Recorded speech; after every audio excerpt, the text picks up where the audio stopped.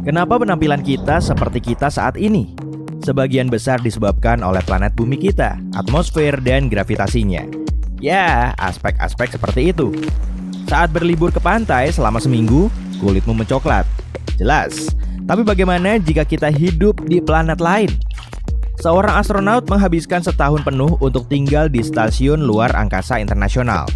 Gravitasi nol berarti tubuh kita tidak menerima tekanan yang menyehatkan, sehingga tulang astronot ini melemah.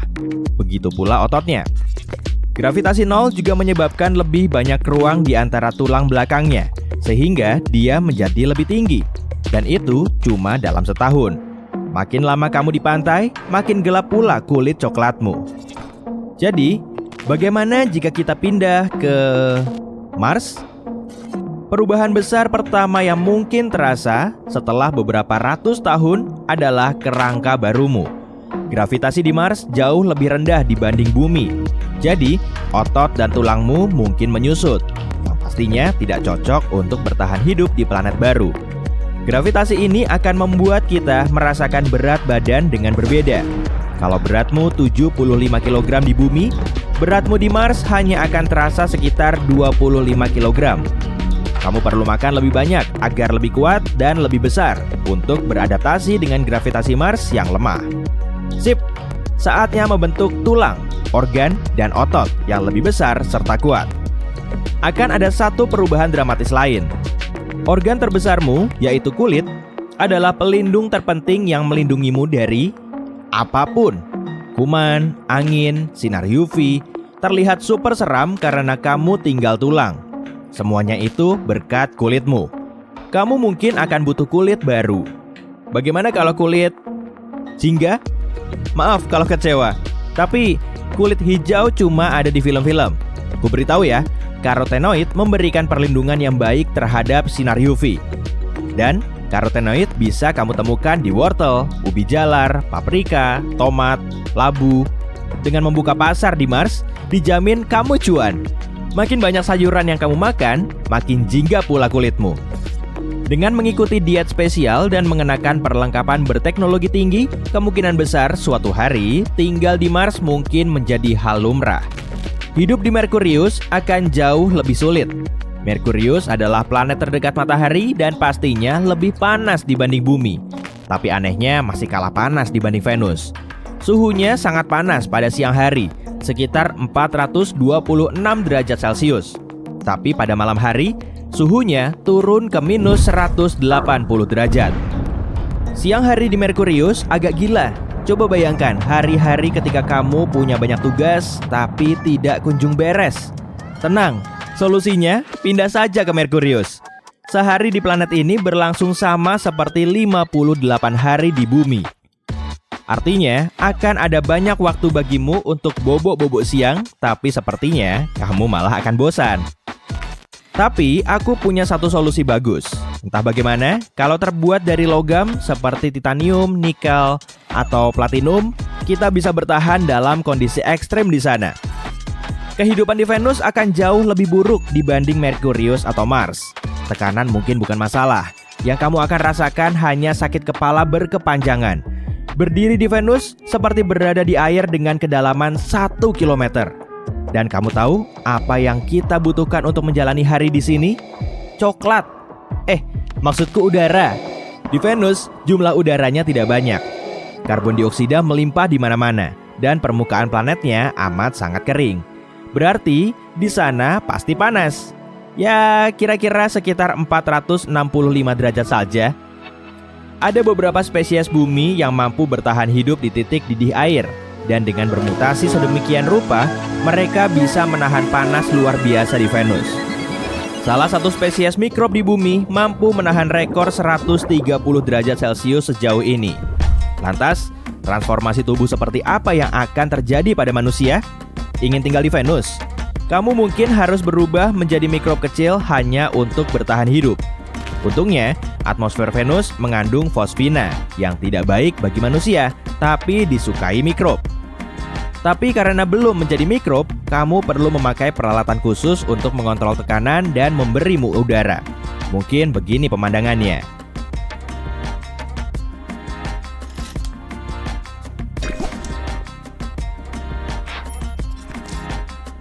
Di Jupiter mungkin lebih aman, tapi sayangnya tidak. Tidak ada tanah berpijak di sana. Planet ini terbuat dari hidrogen dan helium dan dikenal sebagai raksasa gas. Tidak seperti Saturnus, kamu mungkin hanya akan melayang di sana. Bentuknya seperti awan raksasa dan kalau berhasil mendarat, pemandangan yang terlihat hanya seperti kabut tebal. Suhu di sini sangat tidak menentu. Di permukaan, suhunya super dingin, sementara di atmosfer, suhunya sangat panas. Kalau di bawah permukaan, belum ada yang tahu. Saat tinggal di Jupiter, bahasa lisan akan hilang. Planet gas ini menyerap gelombang radio. Jadi, meski kamu bisa bicara, tak akan ada yang bisa mendengarmu. Dan tak akan ada musik, jadi gak bisa goyang papi culo. Pasti membosankan. Warga Jupiter pun harus berkomunikasi dalam bahasa isyarat.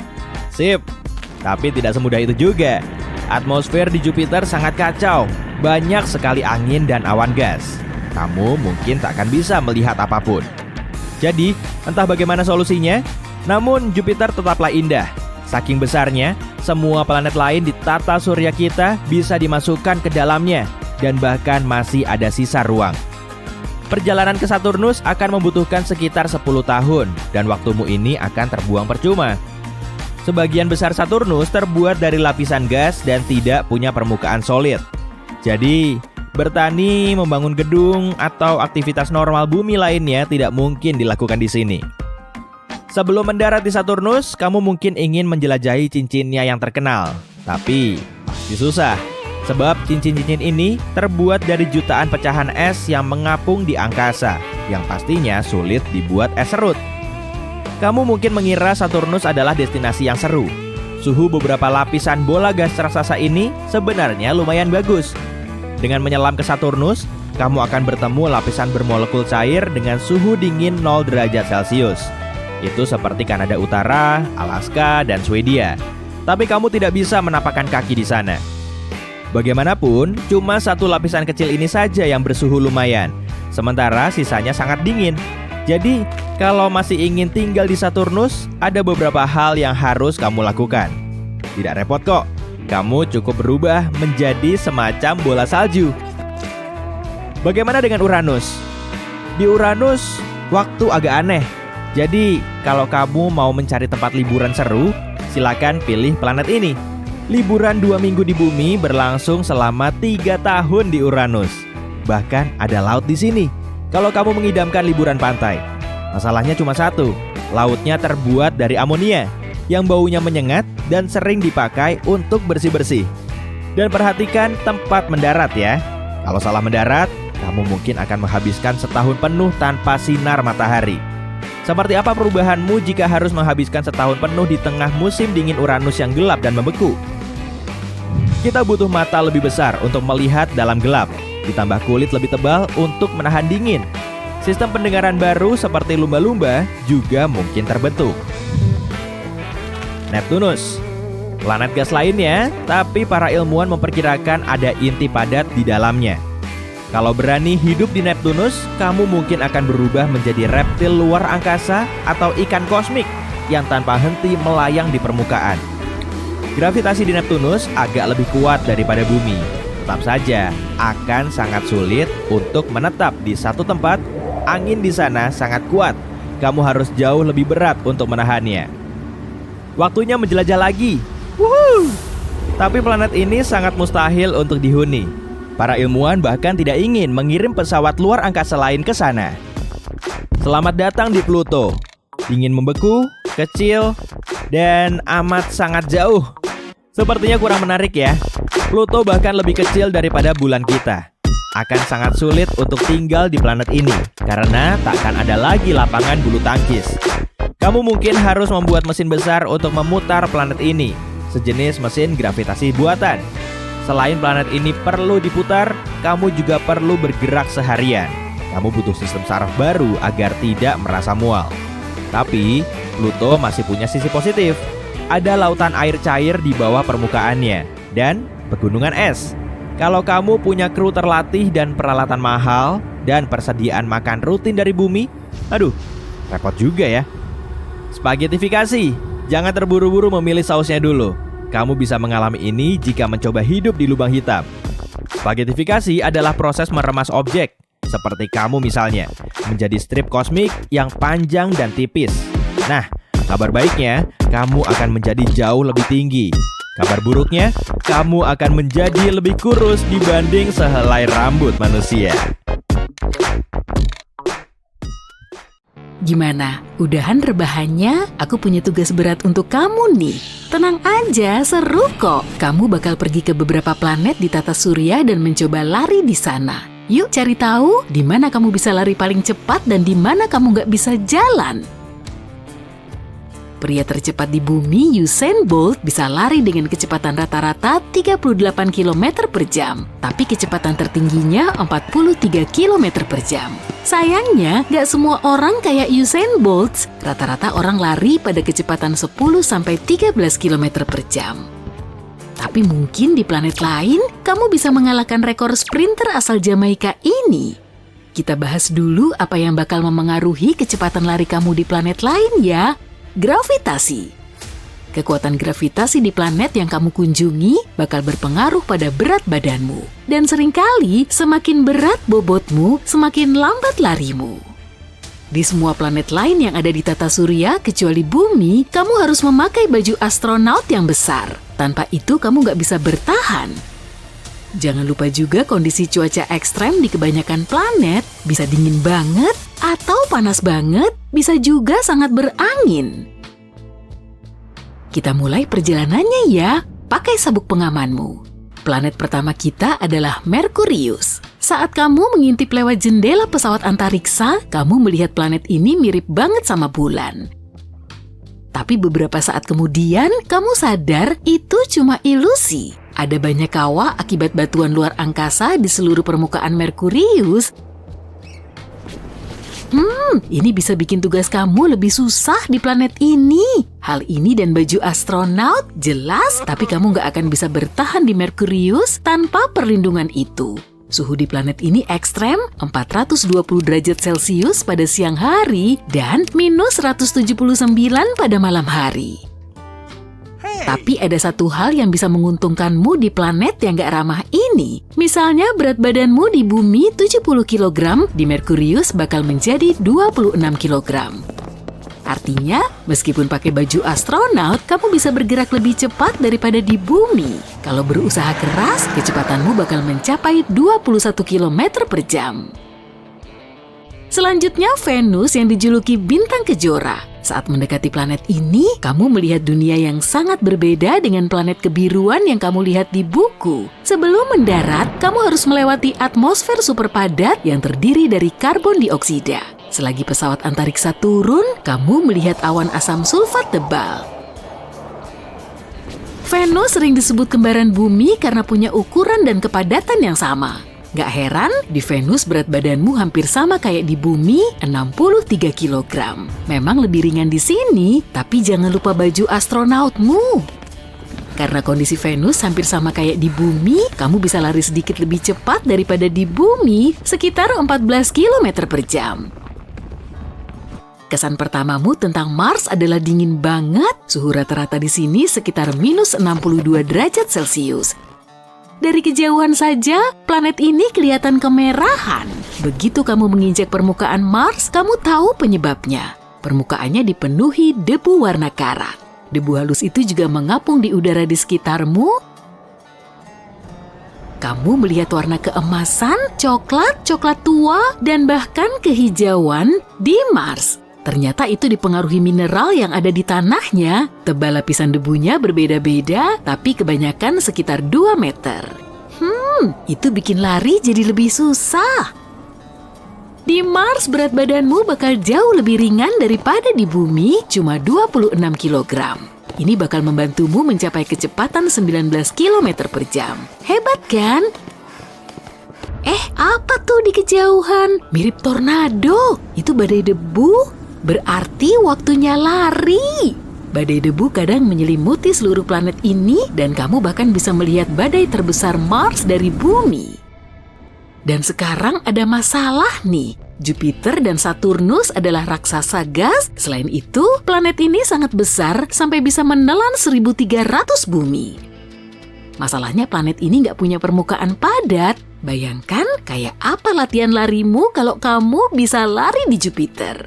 Planet ini memiliki atmosfer yang terdiri dari hidrogen dan helium. Saat turun ke planet ini, kamu kagum dengan awan tebalnya yang berwarna coklat, kuning, merah, dan putih. Hal tersebut membuat planet ini warna-warni dan punya garis rata. Di Jupiter, berat badanmu 177 kg. Berjalan di planet ini bisa bikin kamu keringetan, ditambah baju astronot, itu juga kalau kamu bisa jalan di permukaannya. Kalau kamu mencoba lari di sana, hasilnya mungkin cuma 1,6 sampai 3 km per jam. Lebih parah lagi, Jupiter berangin banget. Kecepatannya 322 sampai 644 km per jam. Lihat cincin itu enggak? Itu Saturnus, satu lagi raksasa gas yang enggak punya permukaan padat. Planet ini sebagian besar terdiri dari hidrogen dan helium. Semakin dalam, suhu dan kepadatannya berubah. Kalau kamu berusaha menginjakan kaki di permukaan Saturnus, kamu akan langsung jatuh ke dalam planet itu. Emang sih, dari atas Saturnus kelihatan kayak punya permukaan. Bola coklat kekuningan padat ini dikelilingi beberapa lapis awan. Lapisan luarnya terdiri dari awan amonia, di bawahnya ada awan hidrosulfida, dan lapisan terdalamnya awan air. Meskipun Saturnus raksasa gas, berat badanmu nggak begitu berbeda di sini. Sekitar 75 kg karena gravitasinya mirip gravitasi bumi. Tapi karena kondisi di planet ini dan baju astronot yang besar, kamu nggak akan bisa lari cepat, paling sekitar 6 km per jam. Sebelum pergi, kamu mengagumi ciri paling terkenal Saturnus, cincinnya yang berwarna abu-abu, krem, dan coklat. Kumpulan cincin kecil ini terdiri dari bongkahan batu dan es. Kamu juga melihat beberapa dari 53 satelit Saturnus, itu Titan, dunia es yang lebih besar daripada bulan dan bahkan Merkurius. Titan adalah satelit terbesar kedua di tata surya. Planet berikutnya adalah bola hijau biru yang terdiri dari es dan gas, raksasa es Uranus. Warna planet ini cantik karena cahaya dari matahari terpantul di permukaannya. Uranus nggak padat, tekan remnya. Kalau terlambat berhenti, pesawatmu akan melewati atmosfer atas dan tenggelam ke bagian tengah planet ini yang cair. Kayaknya kamu nggak bisa lari di sini deh. Jadi bayangin aja ya. Di Uranus, berat badanmu sekitar 62 kg. Anehnya, kamu bisa mendapat kecepatan bagus di sini setidaknya 13 km per jam. Itu juga kalau kamu nggak terjebak hurikan di sana ya. Badai ekstrem terjadi di planet ini pada musim panas saat suhu Uranus paling panas. Lalu hurikan bisa menyebar lebih dari 9.000 km.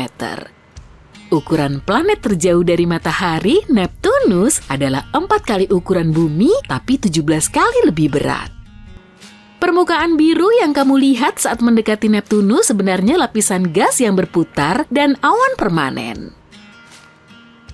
Mantel planet ini terdiri dari es air, amonia, dan metana. Kira-kira beginilah permukaan Neptunus. Tapi nggak ada dataran padat yang bisa kamu injak. Jadi sekali lagi, kita berimajinasi saja. Di Neptunus, beratmu sedikit bertambah daripada di bumi, 79 kg. Tapi kecepatan larimu cuma sedikit lebih lambat daripada di bumi, yakni sekitar 8 km per jam. Itulah akhir dari petualangan aktif kita. Kamu mau lari di planet mana?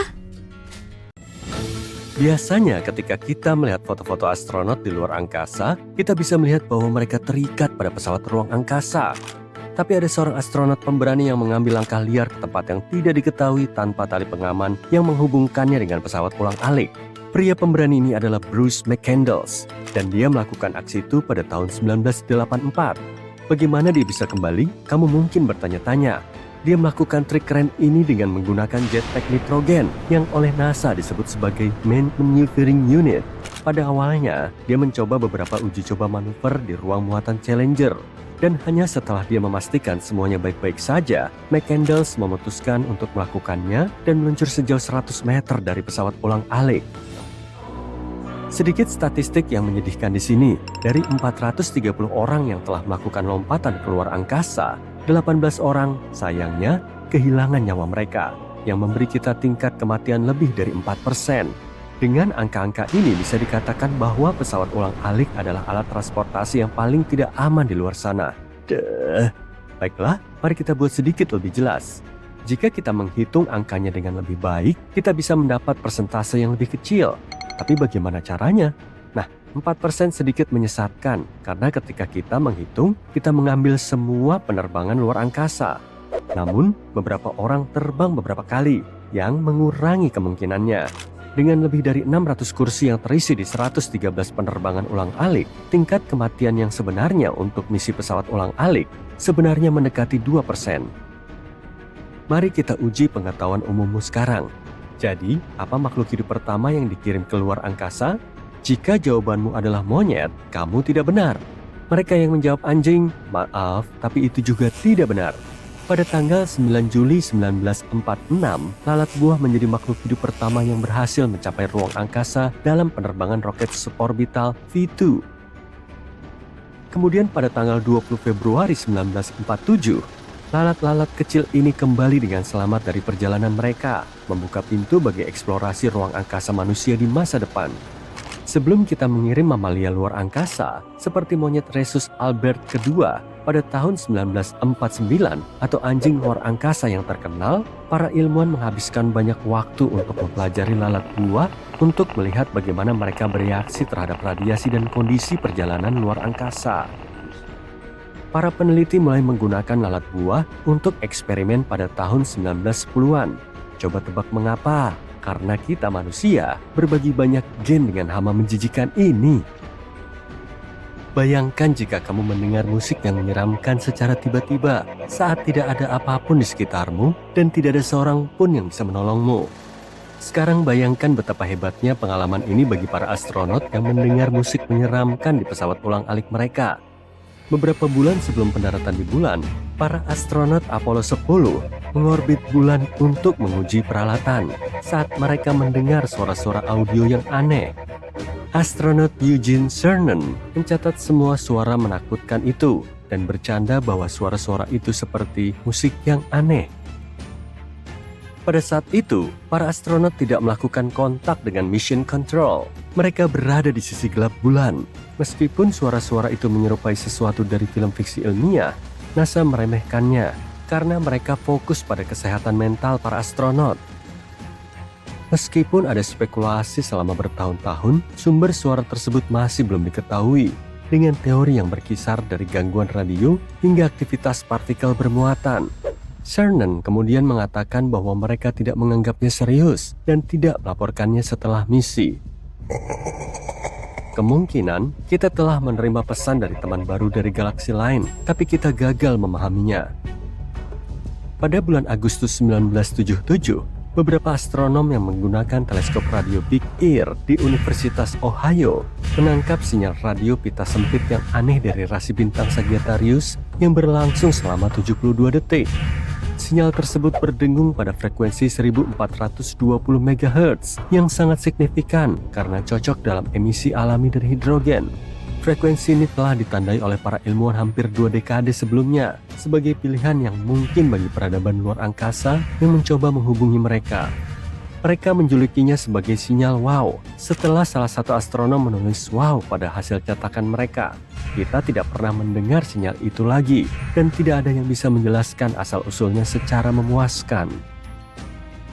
Setelah menghabiskan sekitar 1 bulan di luar angkasa, para astronot mulai kehilangan cukup banyak kulit dari bagian bawah kaki mereka, terutama kapalan-kapalan keras yang terbentuk dari waktu ke waktu.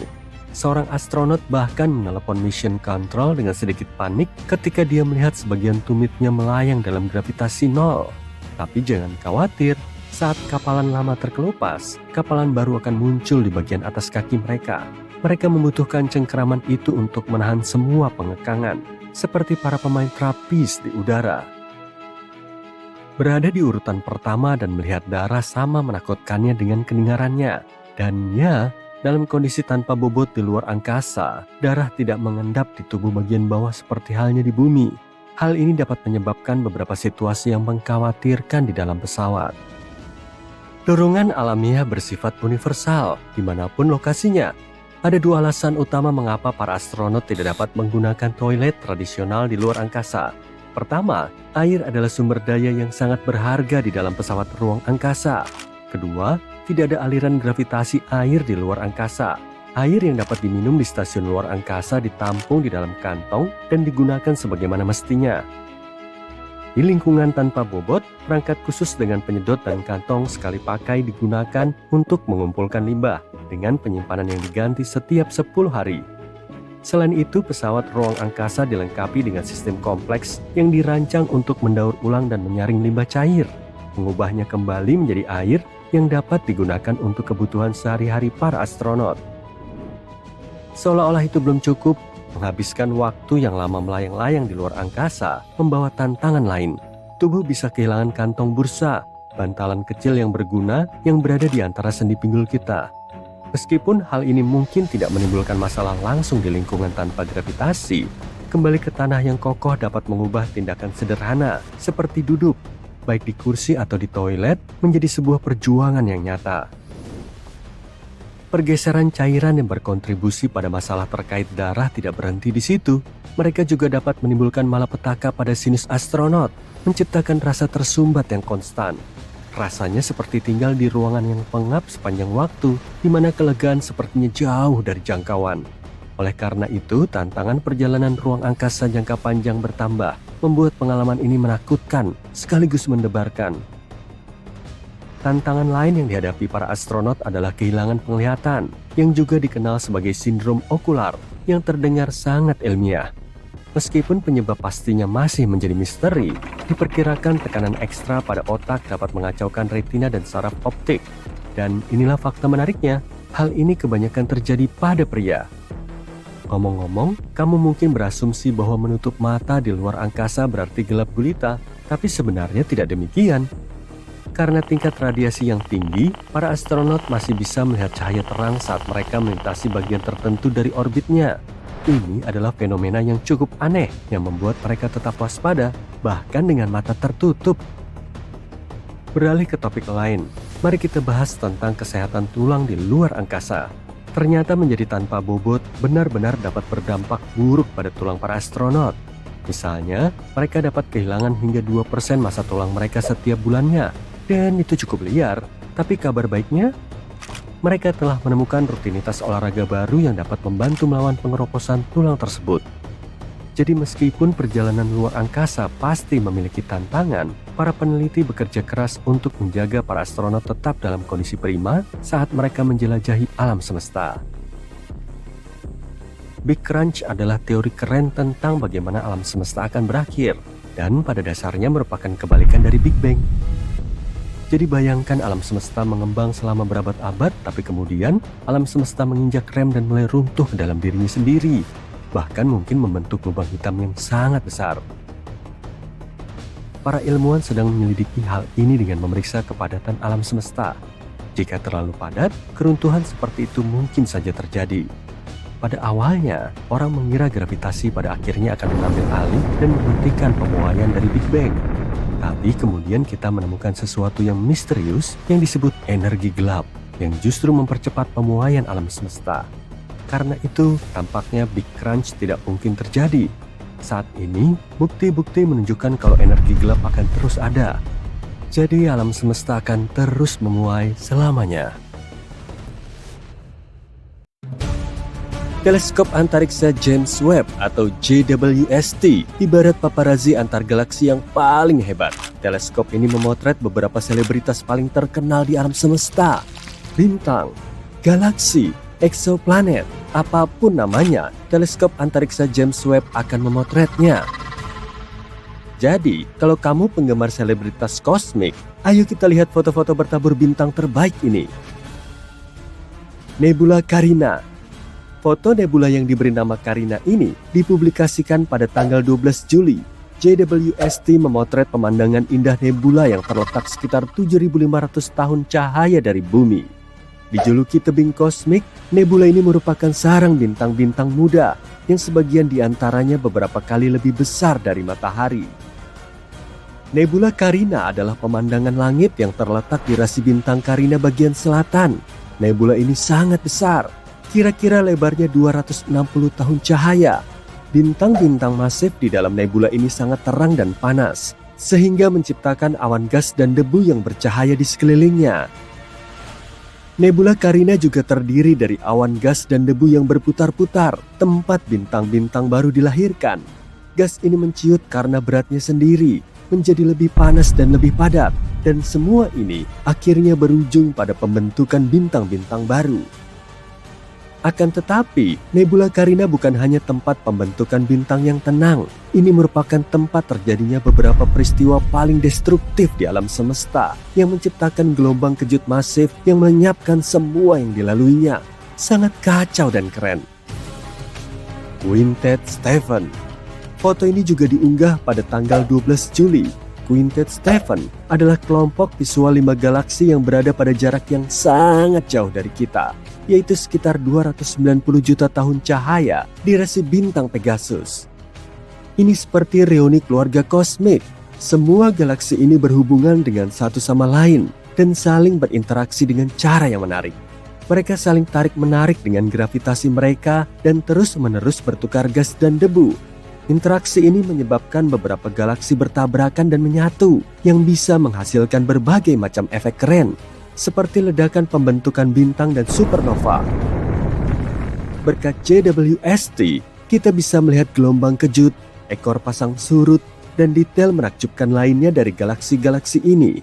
Interaksi antar galaksi-galaksi tersebut menciptakan pemandangan menakjubkan yang bisa kita lihat di foto ini.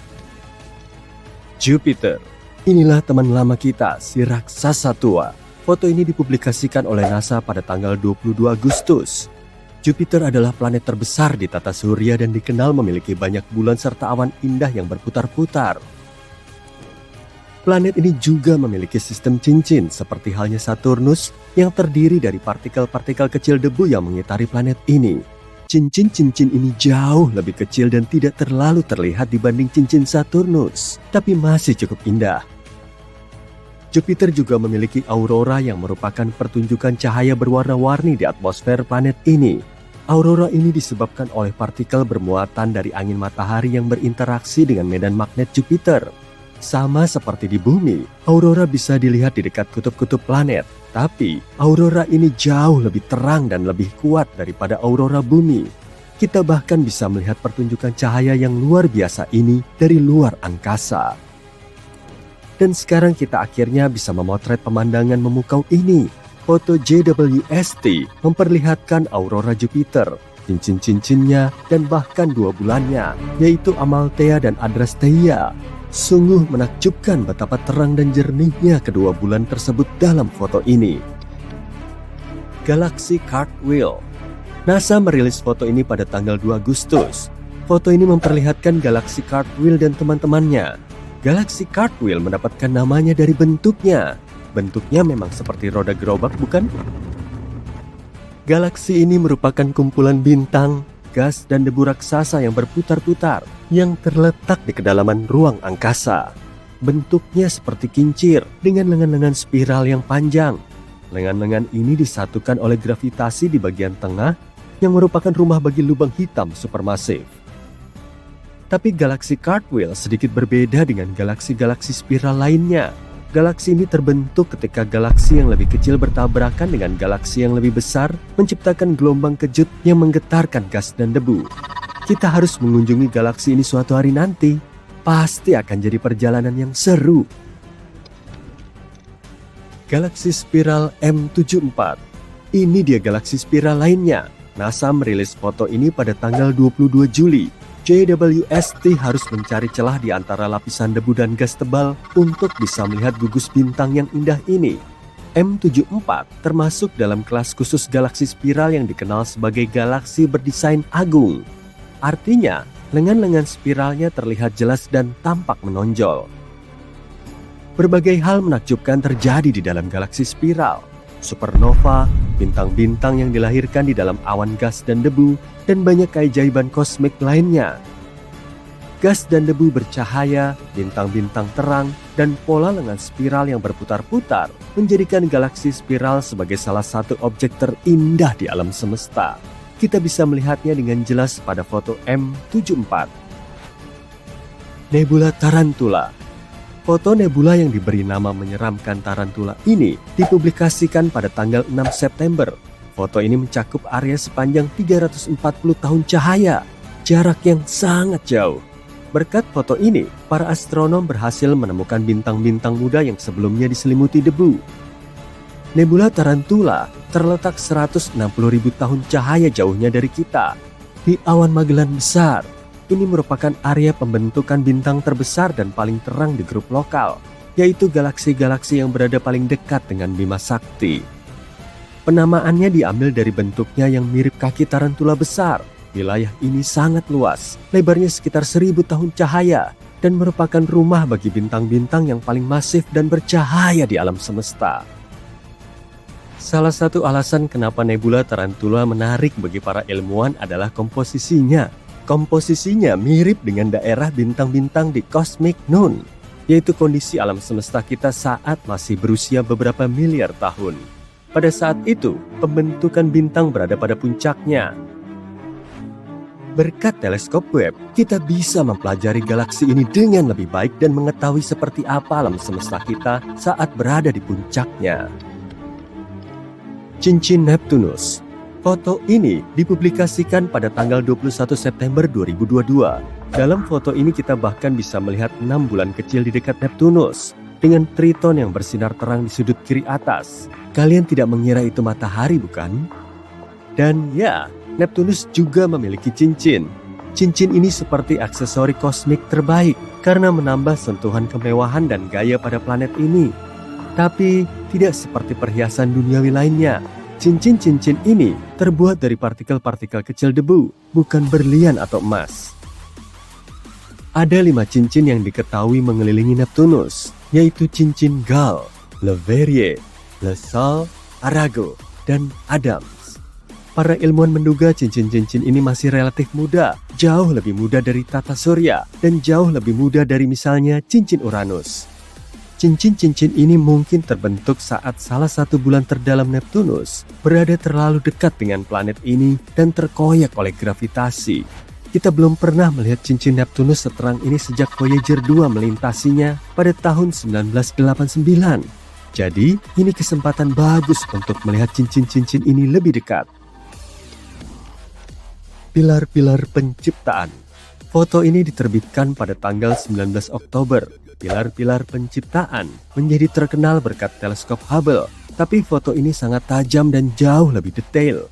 Pilar-pilar yang berada di nebula elang ini memiliki tinggi sekitar 5 tahun cahaya, yang berarti amat sangat panjang.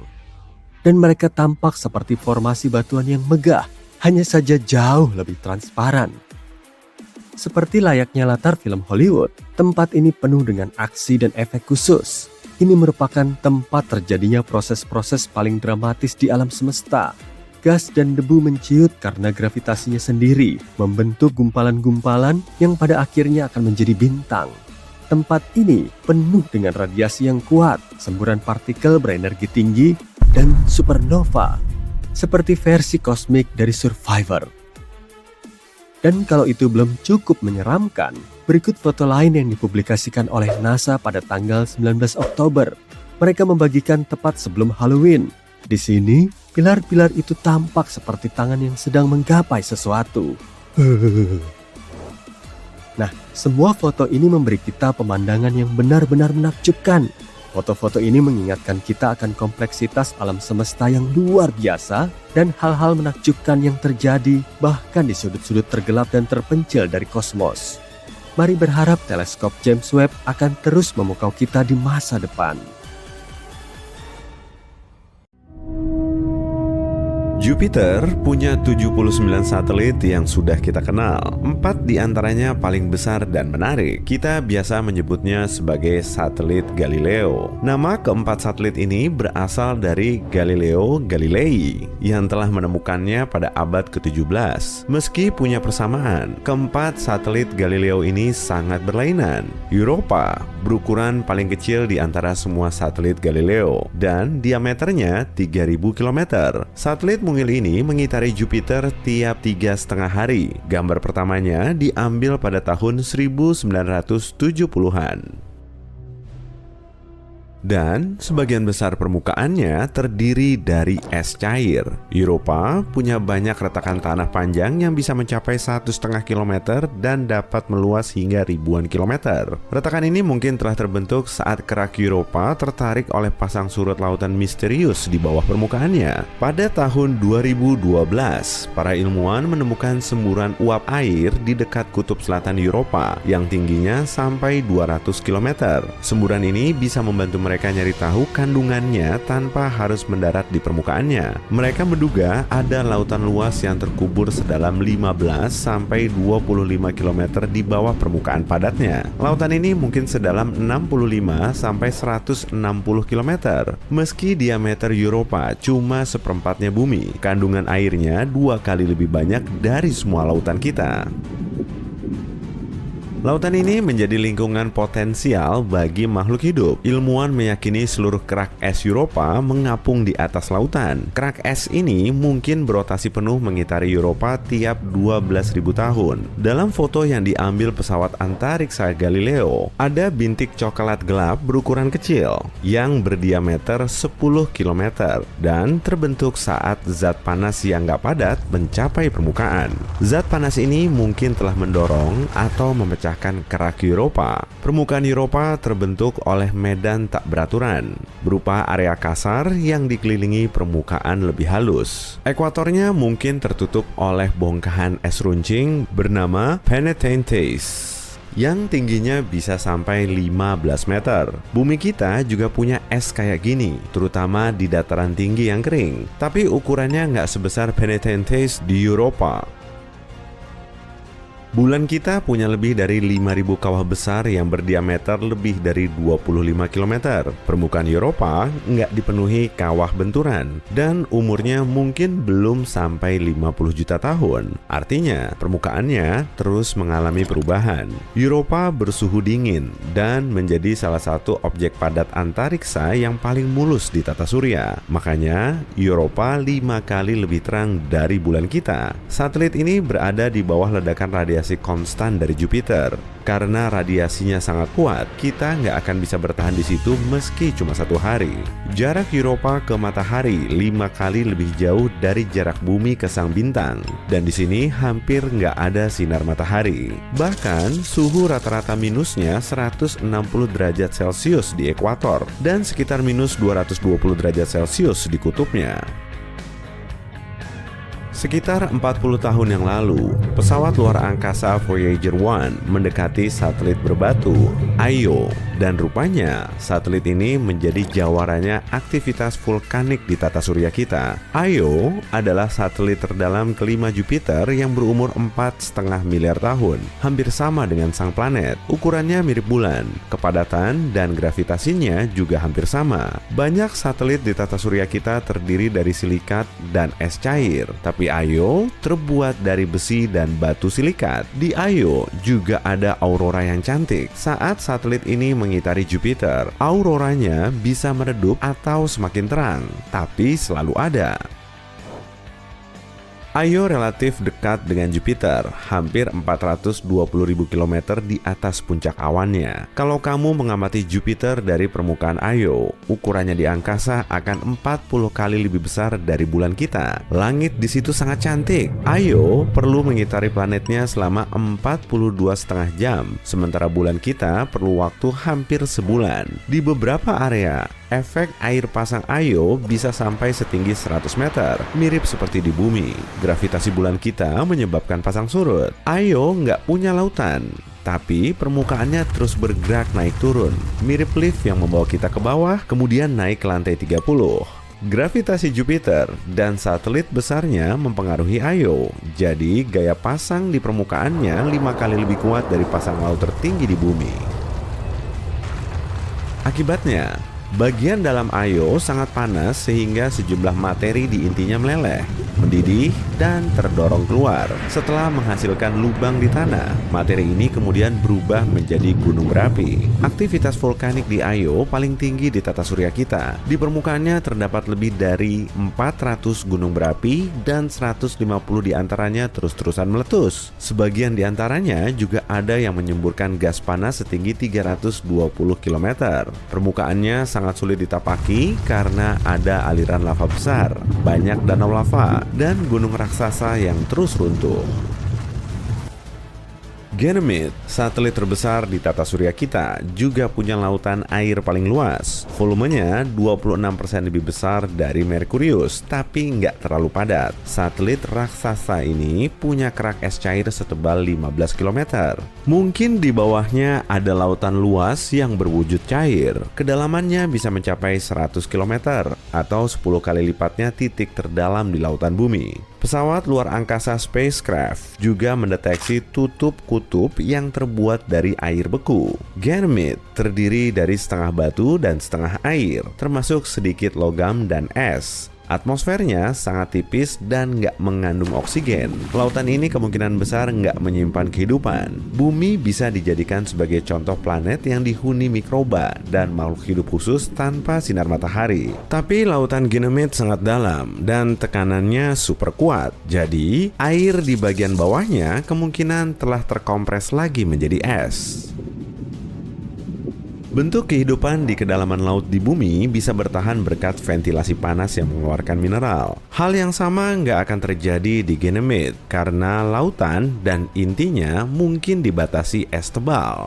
Tapi laut di situ lebih asin dan terdiri dari beberapa lapisan es. Kalau memang di situ ada kehidupan, mungkin letaknya ada di inti berbatu yang bersentuhan dengan lapisan es terdalamnya. Di bawah semua air dan es ini terdapat medan magnet yang menjadikan Ganymede sebagai satu-satunya satelit di tata surya kita yang punya medan magnet. Penyebabnya mungkin karena satelit ini berinti cair. Ganymede mengitari Jupiter sekitar 7 hari sekali. Orbitnya sangat nyentrik dan posisinya lumayan dekat dengan Jupiter.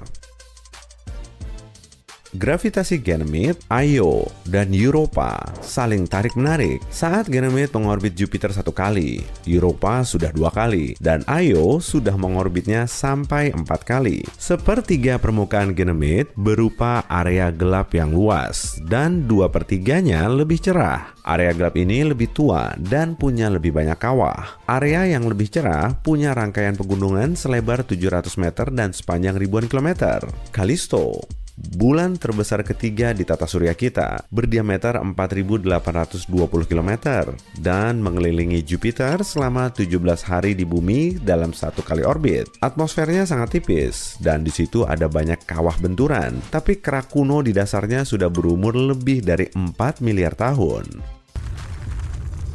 Kalau aktivitas geologis suatu planet setinggi bumi, kebanyakan bukit dari bencana di masa lalu akan hilang.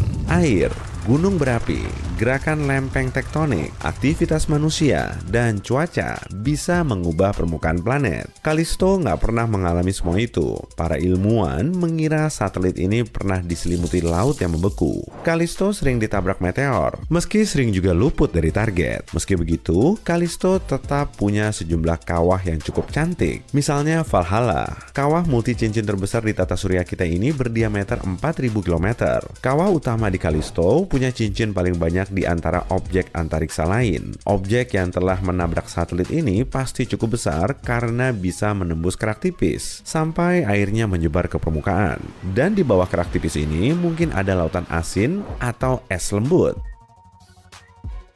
Probe antariksa Galileo mendeteksi kalau medan magnet Jupiter nggak bisa menembus satelit ini. Kemungkinan karena lapisan ini setebal 10 km.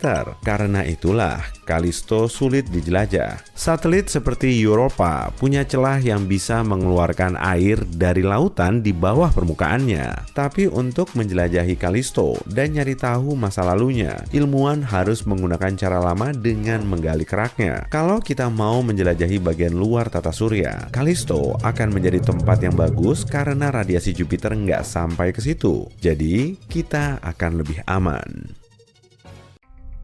Ratusan juta batuan mengorbit matahari di dalam sabuk asteroid antara Mars dan Jupiter. Tapi hanya sebagian saja yang relatif dekat dengan bumi. NASA mengklasifikasikan asteroid yang mengorbit dalam jarak 48 juta kilometer dari planet kita sebagai objek dekat bumi. Di dalam kelompok ini ada objek-objek yang sangat mengkhawatirkan. Objek-objek ini sangat besar dan mengorbit sangat dekat dengan planet kita sehingga bisa menjadi ancaman nyata bagi dunia jika terjadi tabrakan langsung. Saat ini NASA sedang mengawasi sebuah asteroid bernama Bennu. Asteroid ini objek luar angkasa yang cukup besar yang mungkin akan menabrak planet kita dalam waktu 159 tahun. Menurut para ahli, asteroid yang pertama kali terlihat pada tahun 1999 ini kemungkinan besar akan melayang ke orbit planet kita. Jika itu terjadi, asteroid ini mungkin akan bertabrakan dengan bumi pada tanggal 24 September 2182. Asteroid Bennu diperkirakan lebih tinggi dari gedung Empire State. Jika menabrak planet kita, tabrakan itu akan melepaskan 1.200 megaton energi. Itu jumlah energi sangat besar yang tidak dapat dihasilkan oleh apapun di bumi.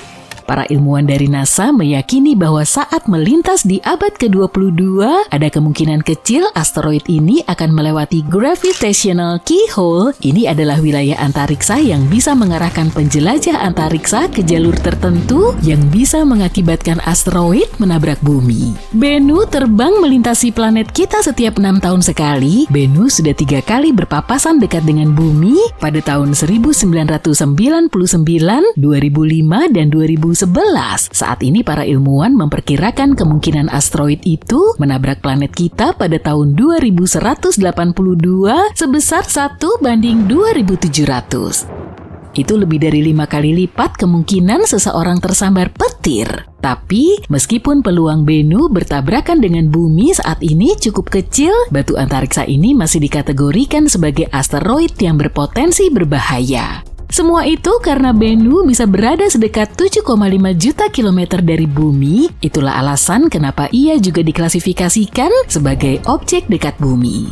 Bennu adalah asteroid kaya karbon yang terbentuk pada 10 juta tahun pertama dalam sejarah tata surya. Itu berarti sekitar 4,5 miliar tahun lalu. Tidak heran jika benda angkasa ini menyimpan petunjuk berharga tentang asal-usul dan perkembangan planet-planet berbatu di tata surya, yaitu Merkurius, Venus, Bumi, dan Mars. Lebih hebat lagi, ia mungkin mengandung molekul organik yang mirip dengan molekul-molekul yang sangat penting bagi kehidupan untuk berevolusi. Pada tahun 2020, OSIRIS-REx milik NASA berhasil menyentuh permukaan asteroid tersebut. Wahana ini mengumpulkan sejumlah sampel dan kemudian melontarkannya dari batu antariksa tersebut. Bagi NASA, ini adalah misi pertama semacam ini.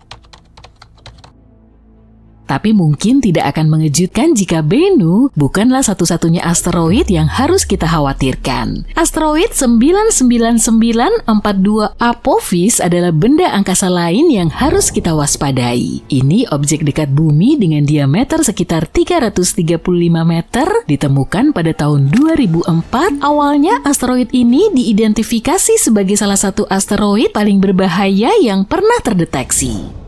Apophis menjadi terkenal dengan sangat cepat. Ia diyakini menjadi ancaman serius bagi bumi. Para ahli memperkirakan ia akan berada sangat dekat dengan planet kita pada tahun 2029. Untungnya setelah meneliti Apophis dan orbitnya dengan lebih cermat, para astronom menyimpulkan bahwa tidak ada risiko tabrakan asteroid tersebut dengan planet kita setidaknya dalam 1 abad. Kemungkinan tabrakan pada tahun 2029 telah dibantahkan, begitu juga dengan potensi tabrakan yang mungkin terjadi saat asteroid ini mendekat pada tahun 2036. Menariknya, sampai dengan Maret 2021, masih ada kemungkinan kecil terjadinya tabrakan pada tahun 2068. Tapi kemudian Apophis melintas dekat bumi dan para astronom memanfaatkan kesempatan ini untuk menggunakan radar canggih guna memperkirakan orbit asteroid mengelilingi matahari dengan lebih tepat. Ini berhasil membantah perkiraan tabrakan setidaknya untuk 100 tahun ke depan. Alasan kenapa penemuan-penemuan semacam itu membuat kita sangat khawatir adalah karena asteroid yang relatif kecil, contohnya seukuran rumah, bisa menimbulkan malapetaka jika bertabrakan dengan planet kita. Jika asteroid berdiameter lebih dari 1 km, para astronom menyebutnya sebagai penghancur planet. Energi tumbukan yang dilepaskan oleh asteroid semacam itu setelah menabrak bumi bisa sangat dahsyat. Karena itu, mengetahui lokasi asteroid dan arah pergerakannya sangatlah penting. Masalahnya kemampuan kita untuk melindungi planet ini dari tabrakan asteroid belum maksimal. Jika bencana seperti itu terjadi, kita akan butuh waktu yang cukup lama untuk bersiap karena tabrakan asteroid bukanlah hal sepele.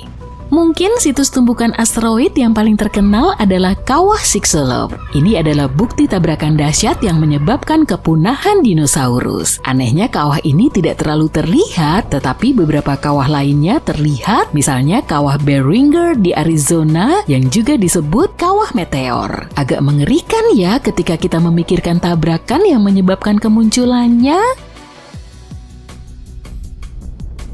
Bagaimanapun kita sekarang tahu bahwa batuan antariksa tidak hanya menghantam bumi, tapi juga bulan, Merkurius, dan Mars. Tidak ada planet batuan di tata surya yang aman dari hantaman asteroid. Karena itu, kita memiliki badan ilmiah yang bertujuan untuk menemukan dan membuat katalog populasi asteroid di tata surya. Mungkin terdengar agak menakutkan, tapi ada sekitar 25.000 asteroid yang berdiameter lebih besar dari 140 meter di dekat orbit planet kita. Batu angkasa seperti itu cukup besar untuk menyapu bersih seluruh kota dari muka bumi. Sejauh ini, kurang dari 50% dari asteroid-asteroid tersebut telah dideteksi dan dilacak. Diperkirakan ada sekitar 230.000 objek yang berukuran sama atau lebih besar dari 49 meter. Objek-objek ini mampu menghancurkan area perkotaan yang padat, tapi kurang dari 8% yang telah terdeteksi. Ada juga puluhan juta objek dekat bumi yang lebih kecil, ukurannya lebih besar dari 10 meter dan bisa menyebabkan kerusakan di permukaan bumi. Sejauh ini, kurang dari 1% dari benda-benda antariksa kecil itu yang sudah ditemukan. Masalahnya, bagian dalam tata surya sangat sulit untuk pencarian asteroid. Setiap malam, hanya ada 2 jendela waktu selama 10 menit di mana para astronom bisa mengamati area tersebut. Semua itu karena cahaya matahari menciptakan cahaya latar belakang yang sangat terang. Ditambah lagi, atmosfer planet kita juga mendistorsi dan mengaburkan pengamatan. Mencari asteroid dalam kondisi seperti itu di luar kemampuan kebanyakan teleskop, dibutuhkan instrumen yang benar-benar unik untuk melakukan tugas ini. Alat pilihannya adalah kamera energi gelap di Observatorium Interamerica Cerro Tololo di Chili. Alat ini tidak dirancang untuk berburu asteroid, para peneliti membuatnya untuk mencari target lain yang sulit dipahami, yaitu energi gelap, kekuatan misterius yang mendorong perluasan alam semesta. Kamera energi gelap bertugas mengamati ratusan juta galaksi, itulah sebabnya bidang pandangnya luas dan dalam. Dengan demikian, kamera ini bisa mengintip jauh ke alam semesta dan menangkap pemandangan yang luas yang membantunya merekam gerakan galaksi dan kondisi di masa awal alam semesta. Tapi ini juga berarti kamera energi gelap sangat cocok untuk melihat asteroid di dekat matahari. Asteroid bagian dalam sangat jarang dan dibutuhkan foto dengan kedalaman tajam karena asteroid tersebut sangat redup. Para ilmuwan harus bisa melawan langit senja yang terang di dekat matahari serta efek distorsi atmosfer bumi. Dan kamera energi gelap bisa membantu mereka mencapai tujuan tersebut. Kamera energi gelap dibuat untuk menjalankan survei energi gelap yang selesai pada tahun 2019. Sekarang para astronom bisa mengarahkan kekuatan kamera ini untuk tugas-tugas lain. Mereka mengklaim survei kamera energi gelap merupakan salah satu pencarian paling sensitif yang pernah dilakukan untuk mencari objek di dekat orbit Venus dan di dalam orbit planet kita. Ini memberi kita kesempatan bagus untuk mengetahui jenis-jenis objek yang bersembunyi di bagian dalam tata surya. Saat melihat foto yang diambil dari pesawat luar angkasa atau stasiun luar angkasa internasional yang menunjukkan objek diterangi matahari seperti bumi atau bulan, pasti terlihat ada yang aneh. Luar angkasa terlihat terlalu kosong. Tidak ada pemandangan indah dari langit malam yang penuh bintang. Pasti membosankan menatap bintang di luar angkasa karena langitnya selalu gelap. Pada siang hari, langit di planet asal kita berwarna biru karena difusi cahaya. Ini terjadi saat sinar matahari menembus atmosfer. Tapi kalau kamu di bulan atau di tempat lain di luar angkasa, takkan ada atmosfer untuk menyebarkan cahaya ini. Itu sebabnya langit di sana selalu tampak hitam. Tapi bukan berarti di luar sana tidak cerah. Kalau kamu melihat keluar jendela stasiun luar angkasa internasional, kamu akan melihat sinar matahari sebanyak yang kamu lihat dari jendela apartemen pada hari cerah. Bahkan mungkin lebih cerah. Saat mengambil foto di hari yang cerah, kamu mungkin menggunakan exposure pendek bersama pengaturan bukaan sempit di kameramu. Dengan begini, hanya semburan cahaya pendek yang bisa masuk. Ini mirip cara pupil kita berkontraksi di bawah sinar matahari supaya tidak harus menerima terlalu banyak cahaya. Dan karena di luar angkasa sama terangnya, prosesnya sama saat kamu memotret objek yang diterangi matahari. Dengan menggunakan exposure pendek, kamu bisa mendapatkan foto bumi atau permukaan bulan yang indah dan terang. Tapi artinya, takkan ada bintang di fotomu.